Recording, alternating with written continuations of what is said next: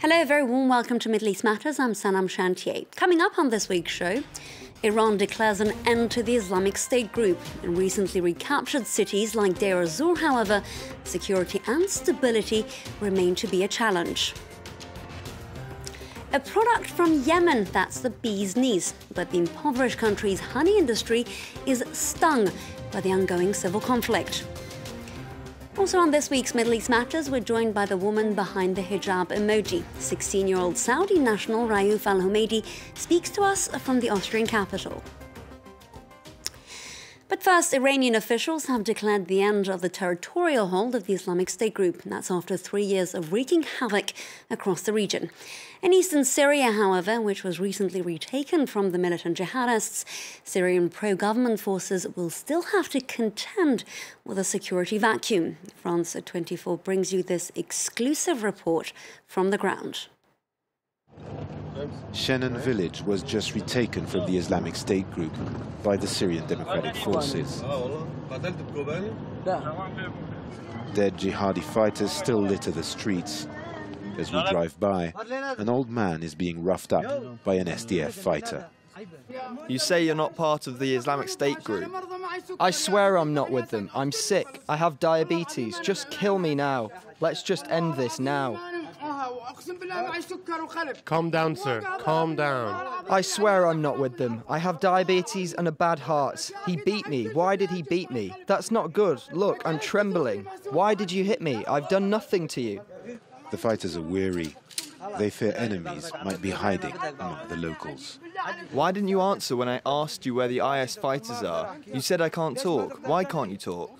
You didn't ask me that. You said you're with Islamic State straight away and beat me. Since you're so sure of yourself, why did you lose your temper? Why did you break your phone? In the end, the old man is released. The SDF search all buildings looking for IS group fighters and weapons. In this shop, they came across an arsenal. We found 23mm anti-aircraft rounds, 12.7mm bullets, and those are anti-tank rockets. Some fighters have used the search as an opportunity to steal from houses and shops, causing resentment amongst locals. I don't know exactly what's missing. We've been pillaged. I was just in the yard. I was keeping an eye out, but I didn't see anything. In these mostly Arab villages, the SDF is seen as a Kurdish force. On the other hand, the fighters are weary. They're afraid of a potential attack by the Islamic State group. In these conditions, it is difficult to build trust. Lebanon's Prime Minister Saad Hariri unexpectedly announced his resignation last week while on a trip to Riyadh. He said he was stepping down because his life was in danger, while accusing Iran and its proxies like Hezbollah of destabilizing his country and the region. Observers say the televised statement was made while he was under Saudi duress, a country at a war of words with the Iranians. The 47-year-old visited Paris over the weekend, where Emmanuel Macron has been mediating as part of French efforts to try to ease tensions across the region.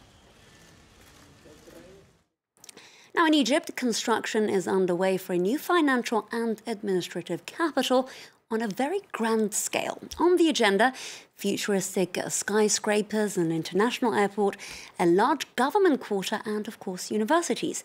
But many fear this ambitious project may be putting the country's resources to the test. 150,000 workers are building this new capital. The construction site is colossal, sat in the middle of the desert 60 kilometers to the east of Cairo. This new administrative capital must house the entire government from 2019. We have here the console of project of console, contain of 60,000 meter cubic. The government's aim is to clear congestion in Greater Cairo, but one choked with traffic jams and pollution. This megalopolis will contain over 40 million people by 2050. For one official, the new capital has therefore become a necessity. The time has come to realise our dreams. We need this as the whole of Cairo is overpopulated. The number of residents is frightening. Infrastructure there can no longer cope with the level of overpopulation. But this city could well resemble many of the other new towns which surround Cairo, all of which have a low occupancy rate. Urban planners are wondering whether this future capital and pride of the government will truly meet the needs of Egyptians. There are about between 50 and 60, and some people say 70% of the population of Greater Cairo live in informal areas, which are the only place they can afford. But they are, these places could use a lot of investment just to make the basic level of living better for the majority. It doesn't take long to find these impoverished neighbourhoods, which sit in the centre of Cairo. Boulak is a neighbourhood home to thousands of families desperately in need. For 30 years, this old pedestrianised neighbourhood has been left abandoned by the authorities. The houses are crumbling here. The government banned us from making any renovations since they made deals with developers. These deals would see the residents expelled and the neighbourhood torn down so that towers and office blocks can be built in their place. But Boulak's residents are refusing to be the next victims of this government's politicised public works project. We're in favour of the development, but not by any means necessary. The government should be listening to what people want and consider their social and economic conditions. Intended to house 6 million people, the new capital looks likely to primarily attract officials and rich Egyptians. For the poorest, some 30% of the population, this city in the desert is likely to be no more than a mirage. Now to Yemen, where a brutal 3-year civil war and a growing cholera epidemic are taking their toll on one of the country's prized exports. That's Yemeni honey, which is well renowned. Kathy Clifford brings you the story. Protecting bees from bombs. Salem is doing his best to keep the creatures which bring in his livelihood out of harm's way, after several fellow beekeepers saw their farms destroyed in the fighting. The planes destroyed 6 to 8 bee farms in Hodeidah and Makha. Look what we did here. We separated the hives. Before, there were 400 to 500 together, but we've separated them, fearing the planes might destroy them. Yemen's cedar honey has long been sought after around the world. It's known for its antibacterial and antiviral properties, made by bees that have fed solely on the nectar of the cedar tree, considered sacred by some Yemenis. But after over 2 years of civil war, what was once a lucrative industry is in a dire state. The Saudi-led coalition has blocked all of Yemen's air and seaports. Shipping costs have rocketed, and only a trickle of Yemen's honey has flowed through overland crossings to Saudi Arabia. At his shop in the capital, Rayouf Alhumedhi laments a huge drop in sales. The price starts from $50 and goes up to the best quality honey, which sells in Yemen locally for $200, while abroad it sells for up to $1,000 per kilo in the Gulf and other places. The biggest impact on sales is the Gulf countries, where sales have dropped by more than 70%. An eerie silence hangs over Sana'a airport, where there are no passengers, no flights, and no exports to be flown out.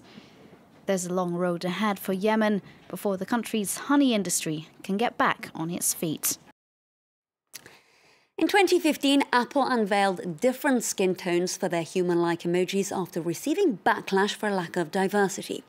Last year, 16-year-old Saudi national Rayouf Alhumedhi, who's been dubbed one of the most influential teenagers of 2017, submitted a proposal for a hijab emoji to the corporation that reviews and develops the new keyboard symbols.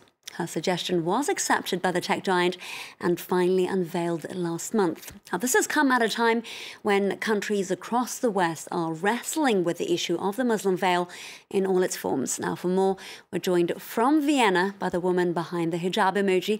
That's Rayouf Alhumedhi. Thank you so much for speaking to us. Rayouf, how did you even come up with this idea? Talk us through the process. Well, the idea was based off a simple notion that I was really baffled to why there wasn't one, because I was chatting with my friends on WhatsApp, and we decided to name the group chat Emojis of Ourselves.